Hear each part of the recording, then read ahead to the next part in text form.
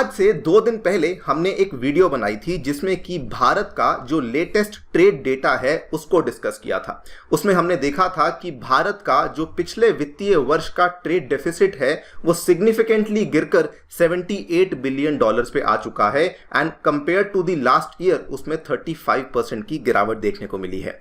और दोस्तों इसी ट्रेड डेफिसिट को और कम करने के लिए मैं कहूंगा भारत के द्वारा अब एक और बहुत ही डेयरिंग कदम लिया गया है, जिसमें कि भारत ने अपने one of the oldest trading partner and अपने one of the most trusted friend Japan के साथ एक बहुत ही बड़ा फैसला यहां पे लिया है। इंडिया हैज सेड कि जापान के साथ जो हमारा FTA चलता आ रहा है, जिसको कि हमने आज से 13 साल पहले साइन किया था, अब उसको रिव्यू किया जाएगा बिकॉज क्लियरली जो ये वाला FTA हमने जापान के साथ साइन किया है इससे भारत को कोई फायदा नहीं हो रहा, केवल जापान को ही यहां पर फायदा हो रहा है। बात करेंगे दोस्तों इस पूरे FTA के बारे में जो कि इंडिया और जापान के बीच में साइन किया गया था। इसमें जो आपसी ट्रेड डेटा है वो अभी तक क्या कहता है उसको भी समझा जाएगा, और इंडिया ने जो यहाँ पर FTA में चेंजेस करने की डिमांड करी है उसके ऊपर भी हम लोग नजर डालने वाले हैं। आइए शुरू करते हैं मेरे साथ। मेरा नाम है अनिरुद्ध। यदि आप लोग हमें फॉलो करना चाहते हैं, हमारे लेक्चर्स के अपडेट्स को प्राप्त करना चाहते हैं तो यहां पर दिए गए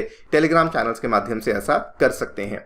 दोस्तों आगे बढ़ने से पहले आपको बताना चाहूंगा कि आने वाले 5 मई को अनअकैडमी आपके लिए लेकर आया है ultimate scholarship test for UPSC civil services examination.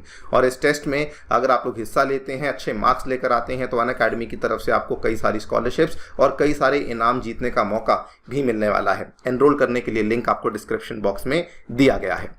All right, so very quickly आपको बैकग्राउंड बता दूं। आज से 13 साल पहले सन 2011 में इंडिया और जापान के बीच में एक फ्री ट्रेड अग्रीमेंट को साइन किया गया था जिसका टेक्निकल नाम था CEPA, which basically means comprehensive economic partnership agreement. इस अग्रीमेंट के तहत बेसिकली दोनों देशों ने एक दूसरे को अपनी मैक्सिमम आइटम्स के लिए ड्यूटी फ्री और लो ड्यूटी मार्केट एक्सेस को अवेलेबल करवा दिया था। लेकिन अब इंडियन गवर्नमेंट ने यहां पर कहा है कि इस फ्री ट्रेड डील को हम लोग रिव्यू करने वाले हैं और हम लोग एक नई यहां पे डील लेकर आएंगे। मोस्टली जब ये नई सरकार आ जाएगी उसके 100 डेज के अंदर अंदर एक नई डील को यहां पे सामने पेश किया जाएगा।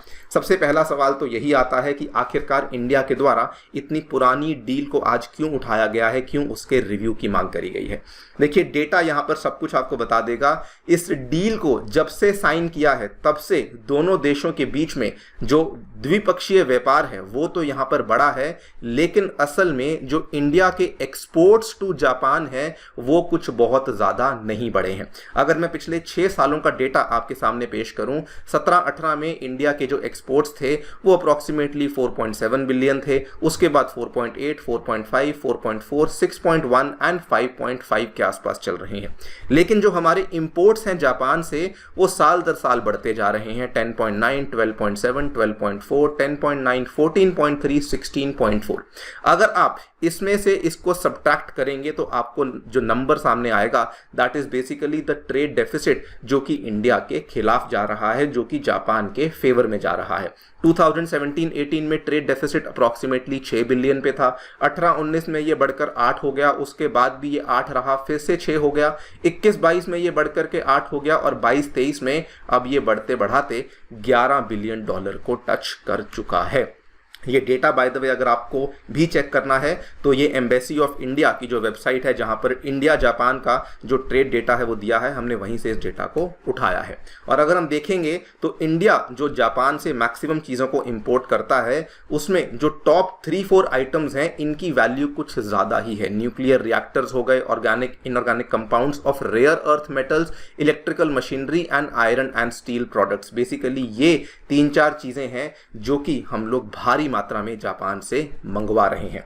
नाउ प्रॉब्लम यहां पर केवल ये नहीं है कि ट्रेड बैलेंस इंडिया के खिलाफ है, प्रॉब्लम यहां पर यह भी हमें देखने को मिली है कि जापान के जो एक्सपोर्ट्स हैं, जब से इस ट्रेड अग्रीमेंट को हमने साइन किया है, जापान के जो एक्सपोर्ट्स हैं भारत की तरफ आने वाले वो तो ऑलमोस्ट 2 गुना हो चुके हैं। 2010-11 में जापान के जो एक्सपोर्ट्स भारत को आने वाले थे वो $8.6 बिलियन थे और आज की डेट में आपके सामने है वो $16 बिलियन बिलियन डॉलर को टच कर चुके हैं। लेकिन इंडिया के जो एक्सपोर्ट्स हैं वो 2010-11 में भी 4 बिलियन डॉलर के थे और आज की डेट में भी वो 4-5 बिलियन डॉलर के आसपास ही घूम रहे हैं। मतलब कि जो ड्यूटी हमने कम करी है, जो हमने मार्केट एक्सेस इस एफटीए के थ्रू अवेलेबल करवाया था, जापान के एक्सपोर्टर्स को तो उसका भारी फायदा हुआ है, लेकिन इंडिया के एक्सपोर्टर्स को उसका कुछ खास फायदा देखने को नहीं मिला है। इसीलिए इंडिया के द्वारा यहां पर इस एफटीए को रिव्यू करने की मांग करी गई है।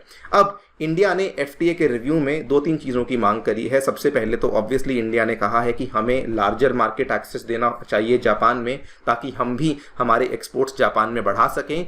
लेकिन सबसे इंपॉर्टेंट चीज़, इंडिया ने एक नए मुद्दे को सामने पेश किया है। इंडिया ने रूल्स ऑफ ओरिजिन और प्रोडक्ट स्पेसिफिक रूल्स को रिव्यू करने की मांग करी है। रूल्स ऑफ ओरिजिन का मतलब क्या है? सो फॉर एग्जांपल, इंडिया और जापान के बीच में हमने एक फ्री ट्रेड एग्रीमेंट को साइन किया हुआ है। मतलब कि जापान से कोई भी सामान भारत आ सकता है।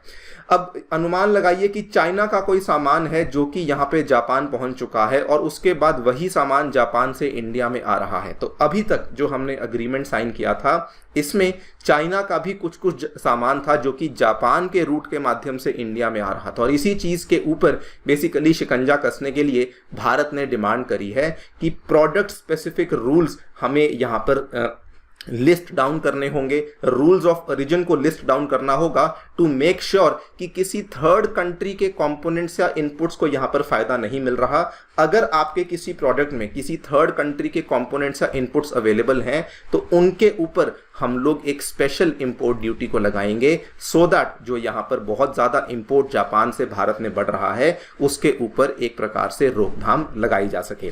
ये वाले जो रूल्स होते हैं, प्रोडक्ट स्पेसिफिक रूल्स, हर कंट्री के अलग अलग होते हैं। इस चीज़ को WTO भी मानता है कि जो ये PSR रूल्स होते हैं ये बहुत ही कॉम्प्लेक्स हैं। कुछ कुछ कंट्रीज कहती हैं कि अगर कोई सामान हमारे देश से बनकर जा रहा है, भले उसमें कंपोनेंट्स कुछ भी हों, तो वो हमारे देश का ही माना जाएगा। कुछ कंट्री कुछ और कहती है। ये अलग अलग तरीके की क्लासिफिकेशंस हमें देखने को मिलती हैं। लेकिन इंडिया ने बोला है कि हमें उस चीज़ से बहुत फर्क नहीं पड़ता, हमें यहाँ पर मेक श्योर करना है कि किसी थर्ड कंट्री का सामान अगर आपके सामान में आकर के भले एज अ रॉ मटेरियल, भले एज अ कंपोनेंट जुड़ रहा है, तो हम लोग उस सामान को अब आगे से उसको कोई भी हम लोग प्रेफरेंशियल टैरिफ या प्रेफरेंशियल ड्यूटी नहीं देने वाले हैं उसके ऊपर, बल्कि एक अलग से ड्यूटी को लगाया जाएगा। मैं समझता हूं कि बहुत ही बढ़िया स्ट्रैटेजी है भारत की अपने ट्रेड डेफिसिट को कम करने के लिए। अगर आप देखें, अभी हमने जो इतना ज़्यादा इम्प्रूवमेंट अपने ट्रेड डेफिसिट में किया है वो इसीलिए कर पाए हैं बिकॉज हमारे जो इंपोर्ट एक्सपोर्ट के जो रूल्स हैं